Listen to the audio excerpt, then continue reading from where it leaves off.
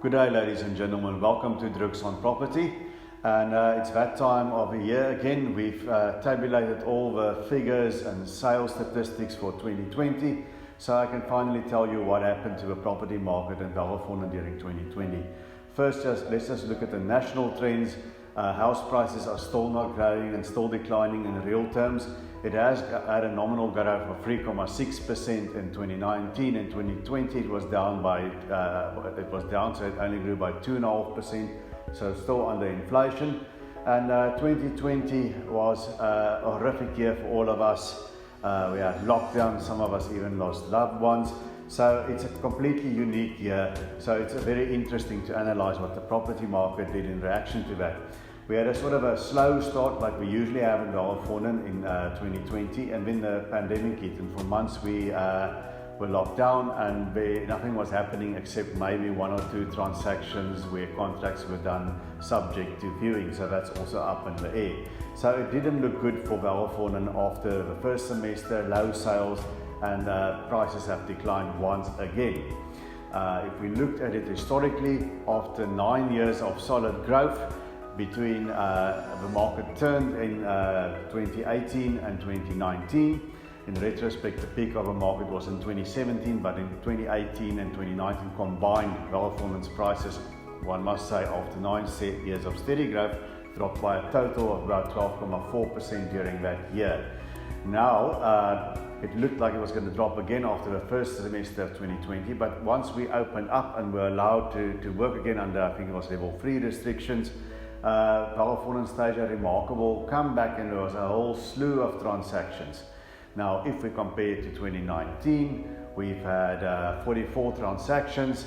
The average house price was 2,296,000, and the prices range from 1,375,000 at the lowest point.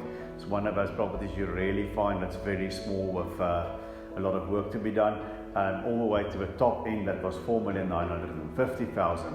Now, if we look at 2020, the average house price was 2,336,000, give or take, and there were 48 transactions at the end of 2020, which is 4 more than 2019. Quite remarkable if you think about the time that we all sat there in our houses, trying not to irritate our spouses.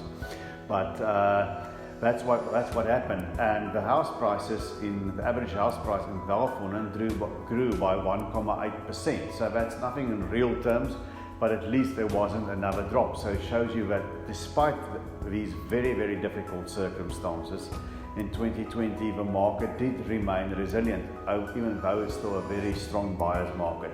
Now, the lowest price was 1,550,000. Very small 106 square meter 2-bedroom unit with a single garage on a small stand.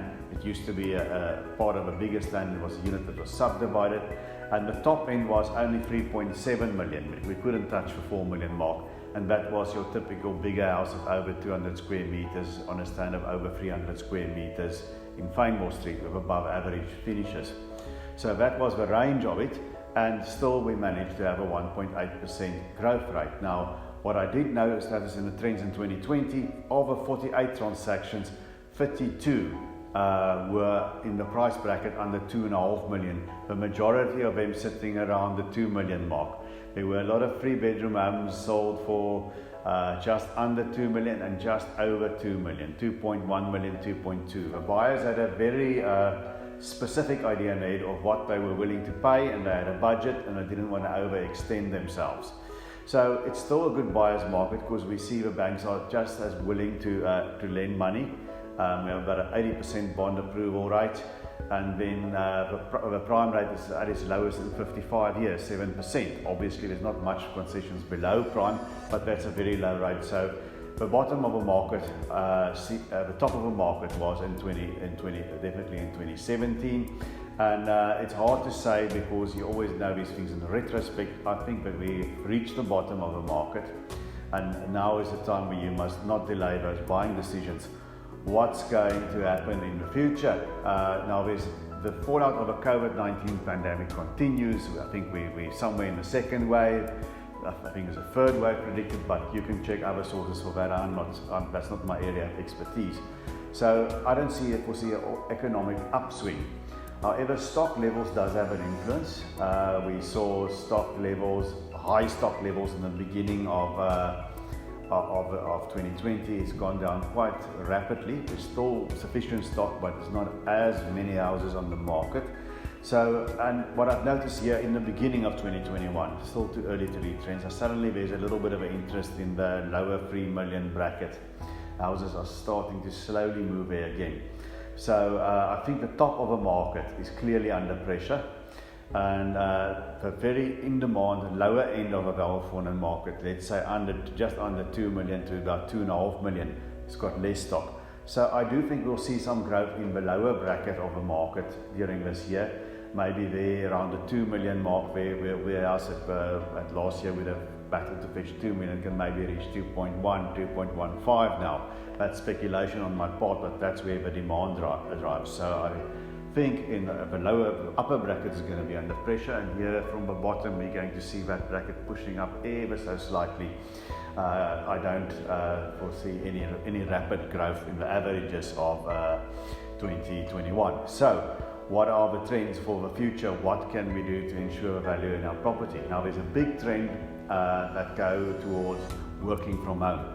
We in the real estate industry also now having home offices and trying to work from home and make that adjustment. So if a study is now a big plus, and even in Welgevonden the properties are smaller, if you have a nice study nook where you have a point for your computer and can turn yourself away from things a little bit, where you can work from home, that is now a big plus in the selling of your property.